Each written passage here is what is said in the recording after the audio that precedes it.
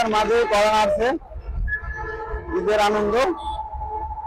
আর মাত্র দুদিন পরেই অনুষ্ঠিত হতে যাচ্ছে মুসলমানদের সবচেয়ে বড় ধর্মীয় উৎসব পবিত্র ঈদ উল ফিতর। ইতিমধ্যেই নারীর টানে ঈদের আনন্দকে নিজেদের মাঝে ভাগাভাগি করে নিতে ইতিমধ্যে লক্ষ লক্ষ মানুষ যার যার গ্রামের উদ্দেশ্যে রওনা দিয়েছে। আমি এখন রয়েছি ঢাকা ময়মনসিংহ সড়কে। ঢাকা ময়মনসিংহ সড়কের তীব্র যানজট না থাকলেও থেমে থেমে চলছে পরিবহনগুলো।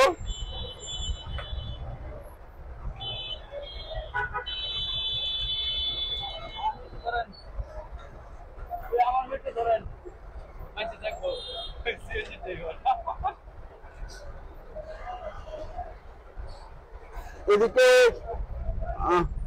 কিছু যাত্রীর সাথে কথা বললে তারা অভিযোগ করেন বাড়তি ভাড়া নেওয়ার বিষয়ে।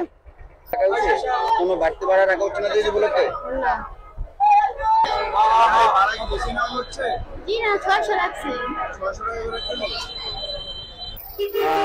বলা হচ্ছে যাত্রীদের কাছ থেকে বাড়তি ভাড়া আদায় করা হচ্ছে। বাড়তি ভাড়ার বিষয়ে কাউন্টারে গিয়ে বাস মালিকদের সাথে কথা বললে তারা জানায় পূর্বে ভাড়া কত ছিল? 700। 550 টাকা। ঈদের আনন্দকে ভাগাভাগি করে নিতে গাজীপুরে যাতে করে কোনো ধরনের বিশৃঙ্খলা সৃষ্টি না হয় সেই জন্য যথাযথ ব্যবস্থা গ্রহণ করেছে গাজীপুর মেট্রোপলিটন পুলিশ।